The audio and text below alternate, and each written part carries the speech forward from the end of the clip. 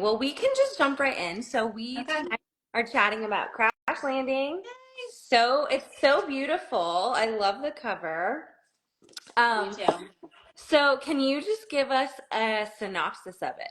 Sure, yes. So Crash Landing is a second chance romance about exes who are in a plane crash and crash on an island. So they're stranded there together and they have to work together to survive. It's also a dual timeline. So you get to see the main characters, Piper and Wyatt, falling in love in high school for the first time, and then also them kind of reconciling on the island as well. Yeah, so the crashing in a plane thing, a little timely. It's a little too I close to home. know.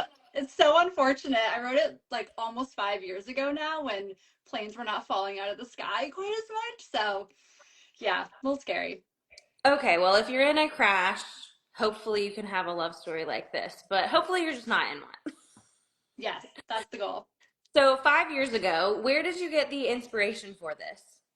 Yeah, so like I said, never been in a plane crash or any kind of life or death situation like this. But I've always really been drawn to survival stories. Like growing up, I loved Hatchet, like The Island of the Blue Dolphins, Julie of the Wolves, all of those kind of books that are just like a kid in the wilderness. And then movies, like I love Blue Lagoon. I know it's a little problematic these days, but I love those kind of ideas of like people and how survival situations like bring out like the best and worst of people. So I always kind of had in my mind like that'd be really fun to write one day.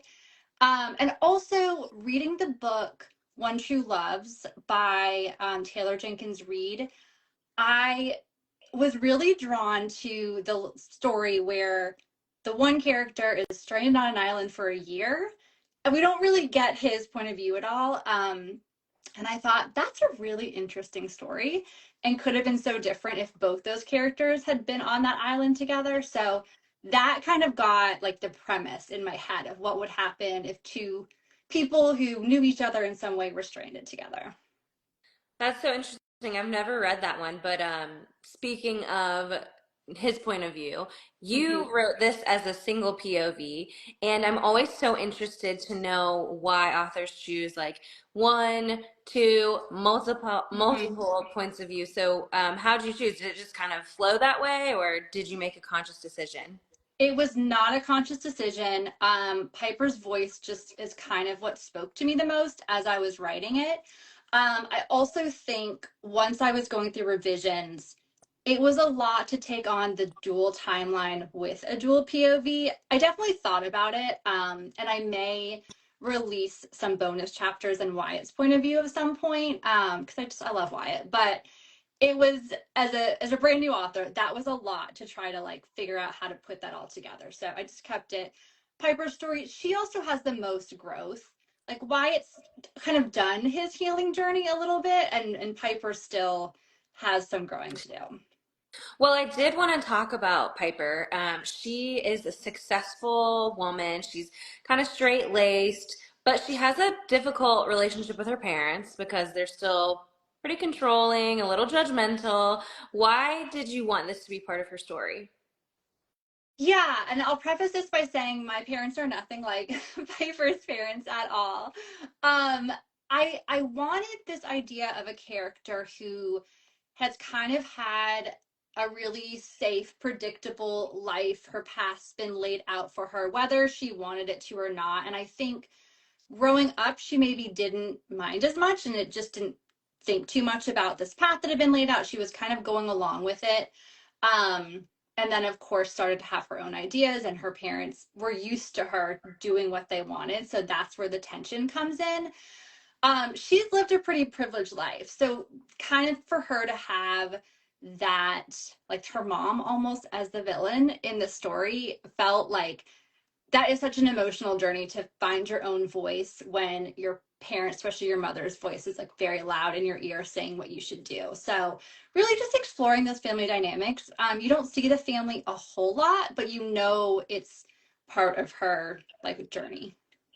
Well, and on the other hand, Wyatt, he's kind of, and I think maybe some of this is because we don't get his point of view, but Mm-hmm. he's kind of this mysterious, little bit of a wild card. We know that there's depth there, but it does take a little bit to get to like the core of him. Mhm. So why did you choose to just kind of slowly peel him back? I was thinking of Wyatt in real life, if someone who's had kind of a difficult childhood or been through some trauma, he's had a hard time growing up. We don't learn everything he's maybe been through, but we just know it hasn't been as easy as Piper's life. So someone like that isn't, they're more guarded, right? They're not going to just like walk up and tell you their life story. They're kind of keeping some things to themselves. It's more of a survival tactic, I think, just to keep some things close and not share everything. So that was part of his character, but I also wanted to show that Piper is one of the few people he lets in. So we get to know him through Piper. And I wanted that to be like, that's a big deal that he's let someone in like fairly easily and he feels really at home with her and comfortable. And just how important that connection is because that's not normal for him to do. Well, we've talked a little bit like we don't know his full history and we Mhm. do know Piper's difficulty. So there are things that happen in this book, just like real life, and they're kind of difficult. So how do you navigate writing heavy topics, sensitive issues, just like with care and authenticity, but still maintaining like this hopefulness? It's a love story, and we want this happy ending. Yeah, I think in all of it, I mean, they're they're in a traumatic situation that there's another version of this story that I think could be really dark and gritty and a whole other take to this. I did with some of these topics, like especially with Wyatt's PTSD and him being in the army, I wanted that to be part of his story. And I wanted it to be realistic, not just that he went to the army and he's back and, no consequences, because there's always emotional trauma that can come with something like that. So I've talked to several friends who were in similar situations just to get their perspective, reading different memoirs of different people who have been through things like that. Um, and then it is kind of difficult because you want it to be lighthearted, so it is hard to find that balance. Like it's not all rom-com jokes the whole time, but you do want that to be what's the main thread going through the whole story. So I hope I pulled that off. That was really in the revisions of kind of making sure the darker moments have a balance of the lighter moments right next to them. Well, flipping to more of like a lighter topic, second chance romance. How how difficult is it? And what are like the most fun and challenging parts of writing a second chance romance? I love reading second chance romance, and it was really fun to write one. I think the same thing that makes it hard is what also makes it fun, which is the fact that the characters have a history, right? So it's really fun in the sense that you get to have that emotional depth quickly.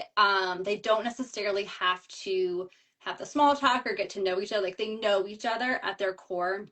There's things they love about each other. They have a connection. Um, but you also have to make sure that you are balancing the past. You don't want them stuck in the past. You don't want them staying angry and staying upset with each other. They have to kind of move through it and move forward.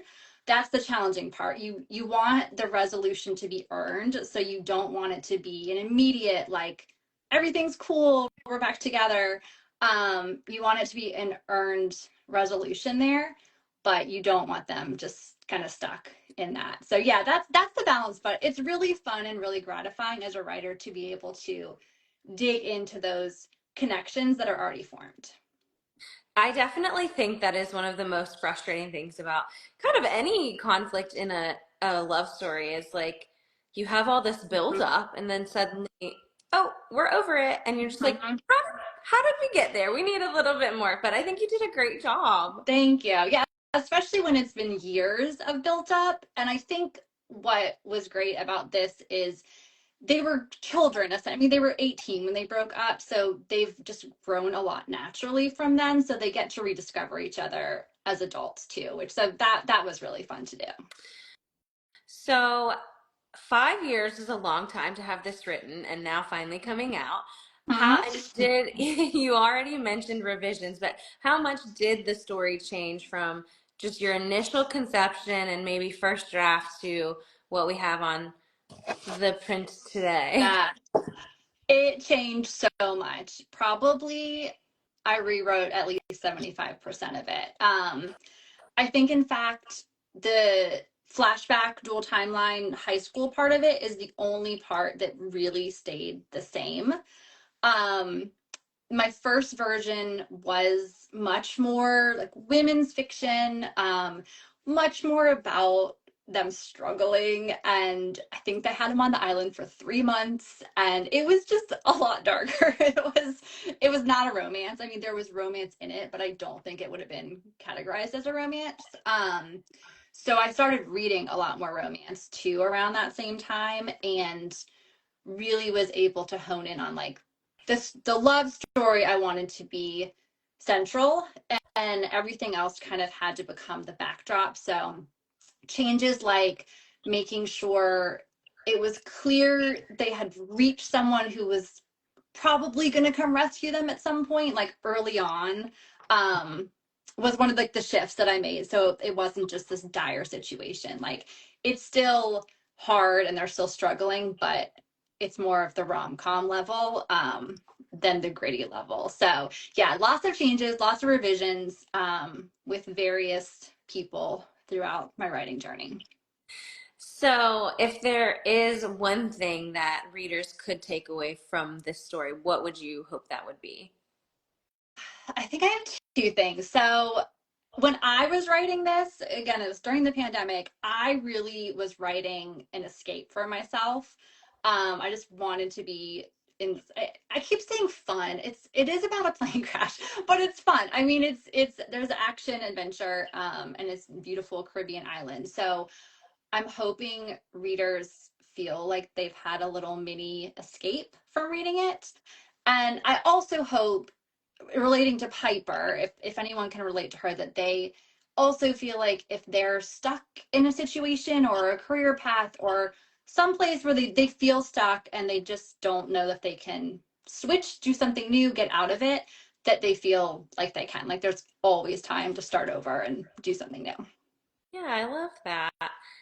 One word to describe Crash Landing. What is it? So hard. I keep saying fun, and I'm going to cheat with more than one word, but I feel like fun, engaging, fast paced, immersive, those kind of words all combined together. Yes, very atmospheric. Hmm. Well, kind of shifting a little bit, I'd love to know a little bit more about the writing journey and maybe just like one thing that has changed through your writing as you've kind of like grown. Hmm. Yeah, like I said, it's been a process. I didn't set out to publish a book. Like I had been writing for fun. This was an escape.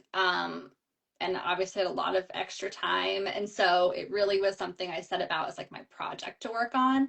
And when I finished it, I was like, this is not bad. Like maybe I should try to do something with it. So that kicked off a whole, I had never taken a book through like a whole revision cycle. So I didn't know what to do. I entered into a mentorship program and got so lucky and scooped up by my mentors who really helped me figure out how to revise, what to revise, and then walked me through the whole journey to query and get a literary agent, and ultimately get a book deal. I think going through that process, I mean, I was just kind of like fumbling my way through it.